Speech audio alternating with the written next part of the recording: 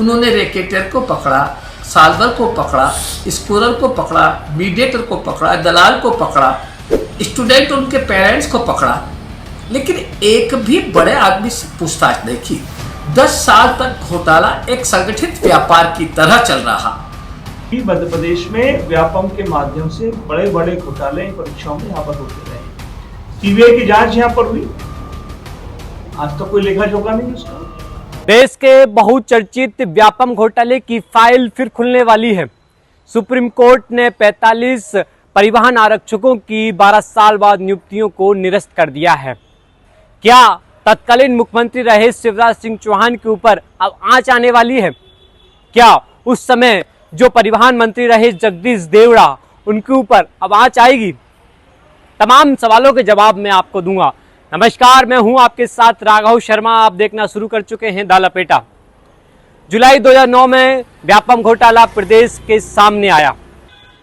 व्यापम एक संस्था थी जो मध्य प्रदेश में जितनी भी परीक्षाएं होती थी तो व्यापम ही उन परीक्षाओं को करवाती थी, और वो दाग व्यापम के ऊपर ही लगे हैं जो अब धुलने का नाम नहीं ले रहे। आपको बता दें कि मध्य प्रदेश में 2009 में जब व्यापम घोटाला उजागर होता है, उसके बाद चारों तरफ चर्चाएं होती हैं और इसके व्यापम घोटाले को उजागर करने वाले कई चेहरे सामने आते हैं। एक चेहरा इसमें से भी है जो कांग्रेस के पूर्व विधायक हैं पारस सकलेजा, जिन्होंने बहुत मेहनत की है इस घोटाले को उजागर करने में। 350 पेज की उन्होंने एक फाइल तैयार करते हैं, और 350 पेज की जो फाइल तैयार करने के बाद वो इंदौर न्यायालय में जाते हैं, और इंदौर न्यायालय में जब चीज़ें रखते हैं और कहते हैं कि 2010 से लेकर 2013 तक जो व्यक्ति इसमें संलिप्त हैं घोटाले में, उनके ऊपर जांच की जाए। लेकिन उस समय उस फाइल पर कुछ सुनवाई नहीं होती और उनकी याचिका को खारिज कर दिया जाता है। उसके बाद पारस सकलेजा सुप्रीम कोर्ट चले जाते हैं, सुप्रीम कोर्ट का दरवाज़ा खटखटाते हैं और सुप्रीम कोर्ट उनकी याचिका पर सुनवाई करते हुए कहती है कि अब सरकार को नोटिस भेजती है, और सीबीआई जो उस समय व्यापम की जांच कर रही थी सीबीआई की ओर नोटिस भेजा है कि अब जवाब मांगा है कि 2010 से लेकर 2013 तक जितने भी आरोपी हैं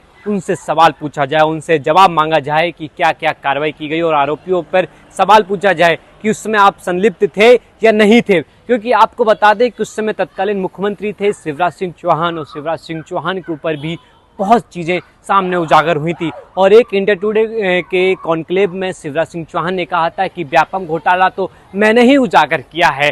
जब मेरे पास एक चिट्ठी आती है कि व्यापम की परीक्षा में, जो उस समय एक मेडिकल की एग्ज़ाम हो रही थी, और मेडिकल की एग्ज़ाम में शिवराज सिंह चौहान कहते हैं एक इंटरव्यू में कि मेडिकल की एग्ज़ाम में मेरे पास इस दिन में एक कॉल आता है 12 बजे कि मेडिकल की एग्ज़ाम में एक गड़बड़ी होने वाली है। उसके बाद मैं सभी अधिकारियों को कहता हूँ, उसकी जांच करवाता हूँ, उसमें 2 लोगों को मैं गिरफ्तार भी करवाता हूँ।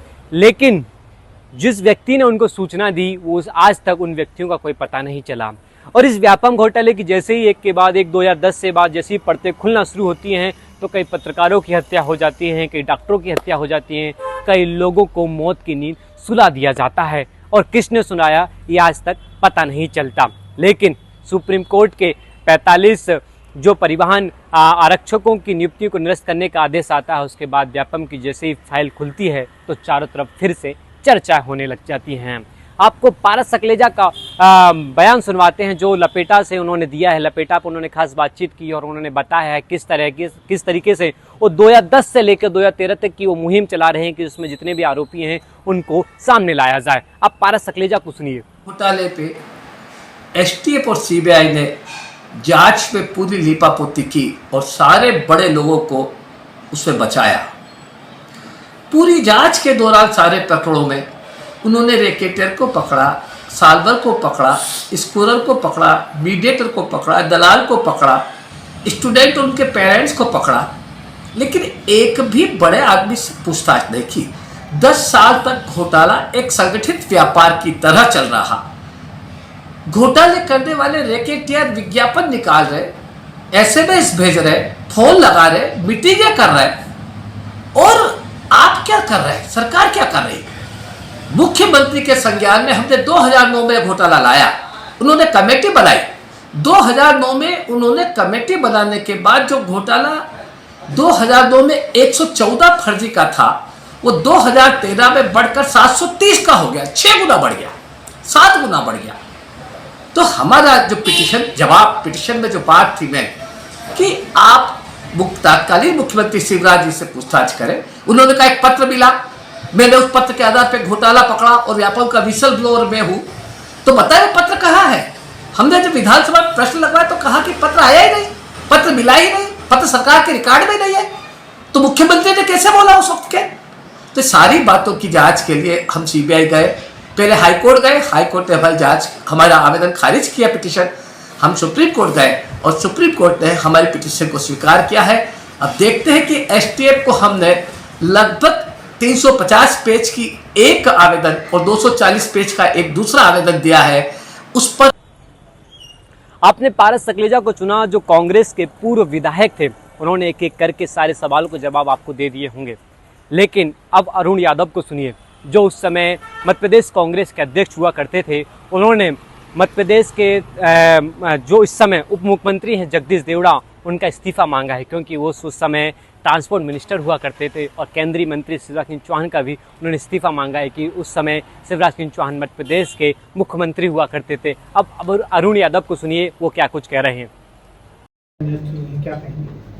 क्योंकि प्रदेश में व्यापम परीक्षाओं का एक महाघोटाले की एक लंबी लिस्ट है और पिछले 10-12 सालों से लगातार कांग्रेस पार्टी और हमारे कांग्रेस के वरिष्ठ नेता और हमारे मीडिया के इंचार्ज के मिश्रा जी, हम लोग लगातार इस मुद्दे को जनता के सामने, प्रदेश की सरकार के सामने रखते आए हैं कि किस तरह से व्यापम की परीक्षाओं में महाघोटाले मध्य प्रदेश में होते रहे हैं। जब परिवहन की परीक्षाएं हुई उसमें गलत नियुक्तियां दी गई और जब